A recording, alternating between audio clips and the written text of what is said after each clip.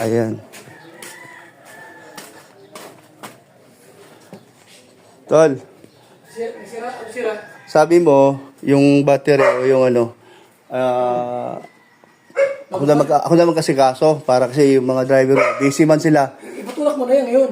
Charge natin o patsika natin battery. Thank you at sa akin mo pinagkatiwala at si JP busy man yan sa mga pagdadrive sa'yo tsaka lakad nyo at saka si Kuya Mel, no? So ako na lang bahala muna. Ayan, no. Pade,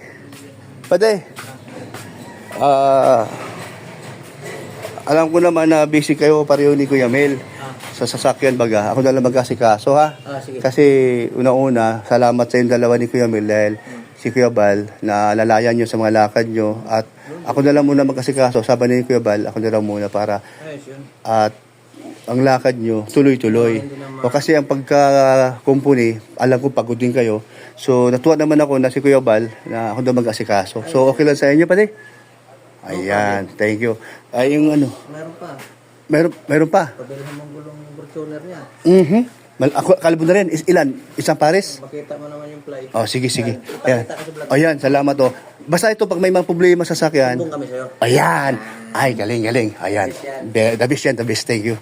Ano masasabi mo, attorney? May attorney tayo. Attorney, ano masasabi mo?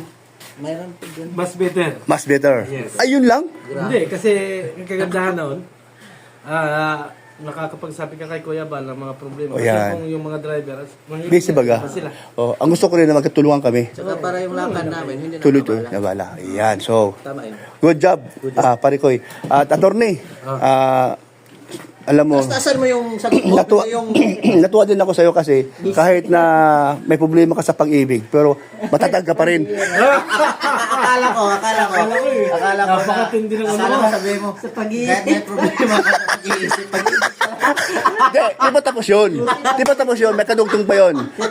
Nag-iibig Kahit may problema ka sa pag-ibig kasi connecta yan dun sa pag-iisip. Hindi ko na problema yung pag-ibig. Pag-iisip. Joke lang. Sige. Ayan. Ay! Ano ba yun? Ano, yung goal? Ay, oo nga pa. Naku. Tol, ito may nakita akong isang labas ng amply. Labas na amply ng isang mo. Ay, itong sa kabila, okay pa man. Pero itong isa, yung ply niya, oh. Talagang kitang-kita na. Siya, anong trabaho niya? Tol. Gwardiya na dito. Oy, sa lighthouse. Ano mo, pa siya.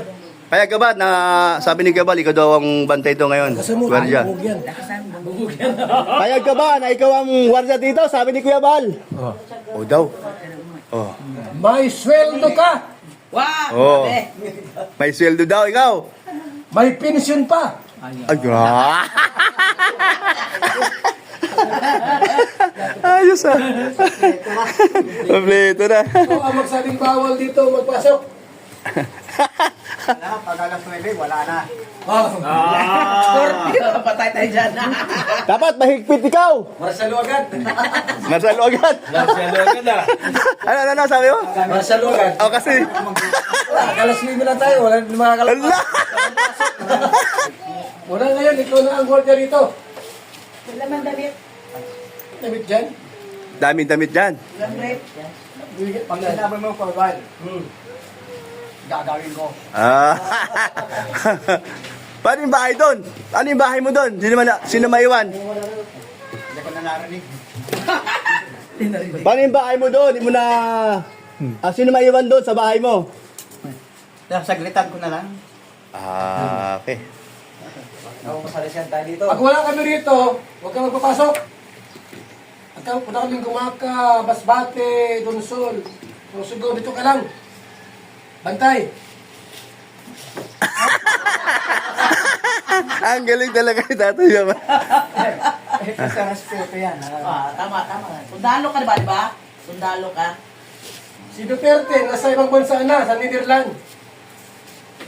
Baka hindi na makabalik siya. Uso na kaya lang ang kuwan eh. Tama nga sinabi niya. Kinidnap nga siya. Alam niya eh. Wala cellphone yan. Alam niya.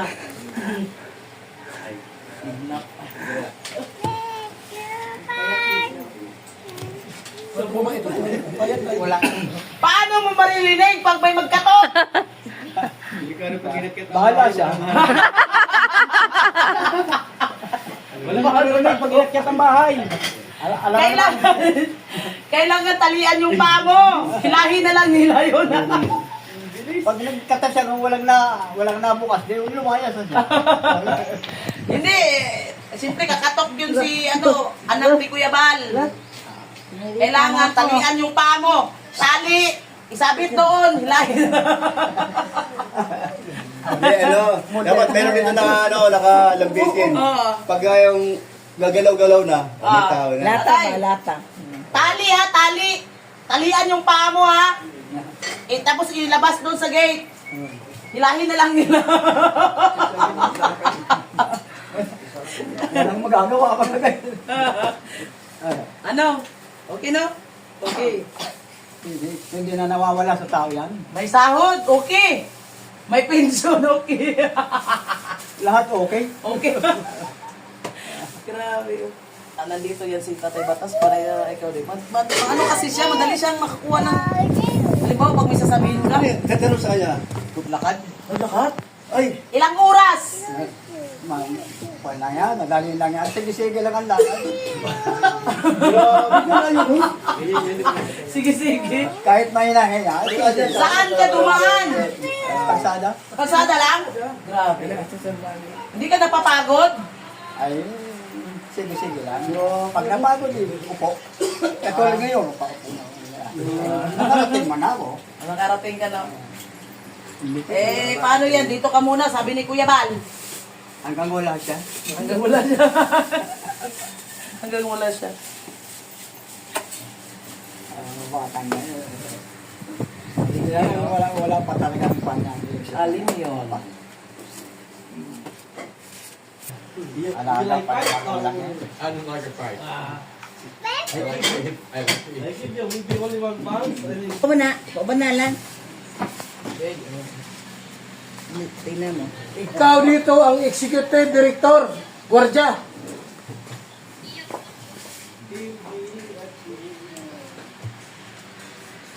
Wala sumasabi.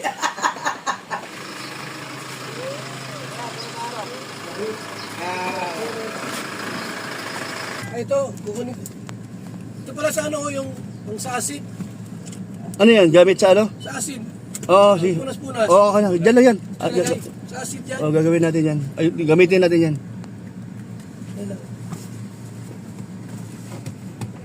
Sige na. Doon na yung kotse, pag ano, no? Sige na.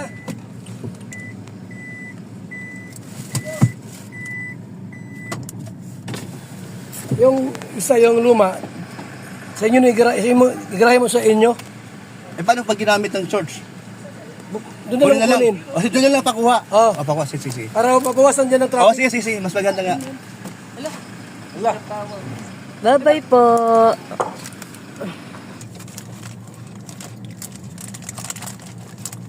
Saan punta natin, Kuya Brooks? Sa pagawaan tayo. Organizing lang. Ano ko na yung gulong. Huh? Yes. Yan mo need, parang dalaga siya ni nakaipit doon ng matanda na. Hindi na siya infant talaga ni toddler na talaga siya. Gusto niya yun? Ayaw niya itong yung nasa likod ko, ayaw niya. Palit daw to. Kinuha niya, tapos nilalagay niya sa buhok. Sabi ko, ibig sabihin ko magpapalit siya. Tingnan mo, nagustuhan niya. At sa makapal din kasi buhok niya. Kaya tama lang din, mayroon na siyang ganyan. Ano pala, no? Ayan po, oh. Ah. Dali.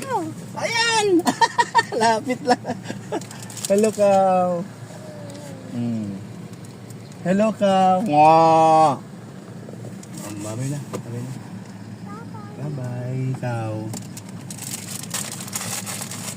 Bigyan siya ng food. What's that? What's that? Airplane. Ito, this one? Ay, banana. Very good. Galing ni Ali. Oh, yummy?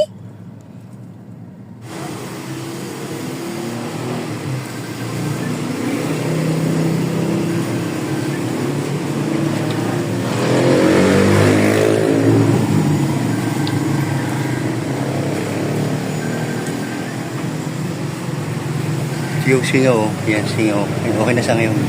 Barbula ang singaw.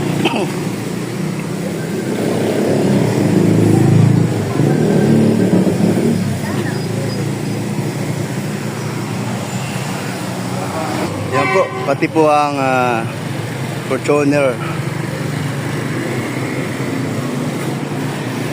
Si Kuya Bal po ay atin pong kinokondisyon, no? At yan, yung gulong sa likod at atin pong pinadouble check up natin. Yan po. Yan. Tatanggalin po ito. Yun po ipapalit natin. Tapos yun po, magiging reserva na po siya. Ayan.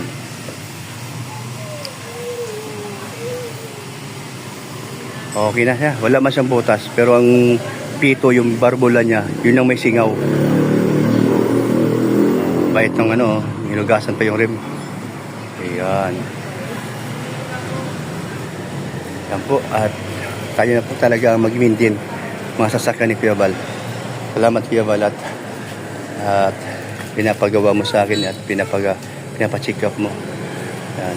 Salamat din sa mga kasama kong mga driver, no?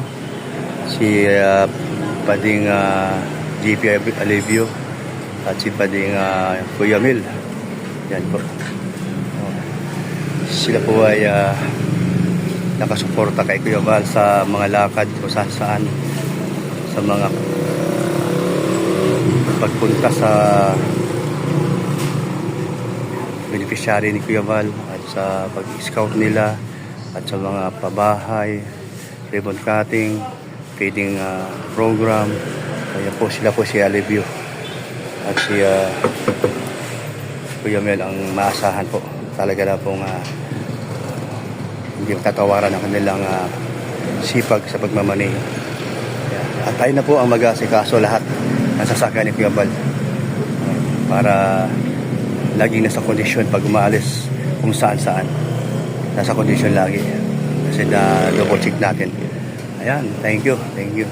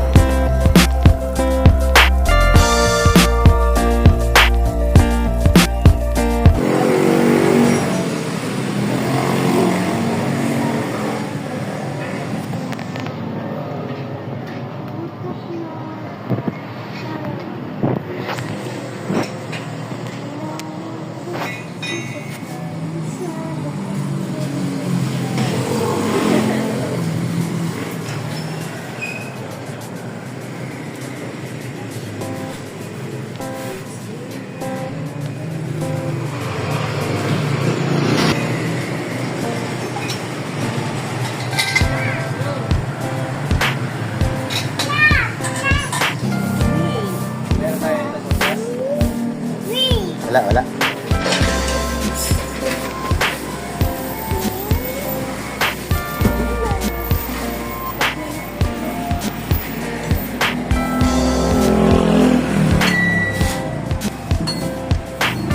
Yan, tapos na.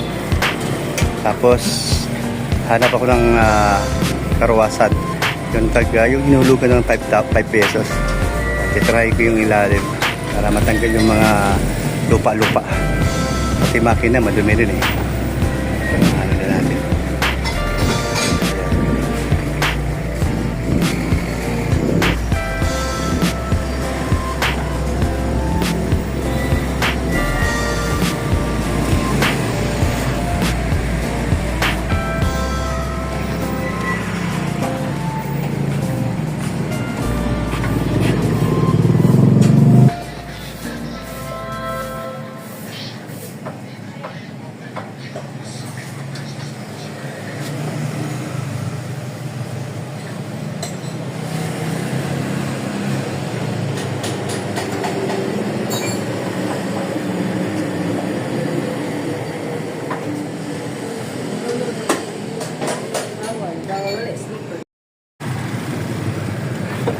Bili tayo ng ano? Ano bang bibiling ko? Daan tayo ng ano? Ito supply.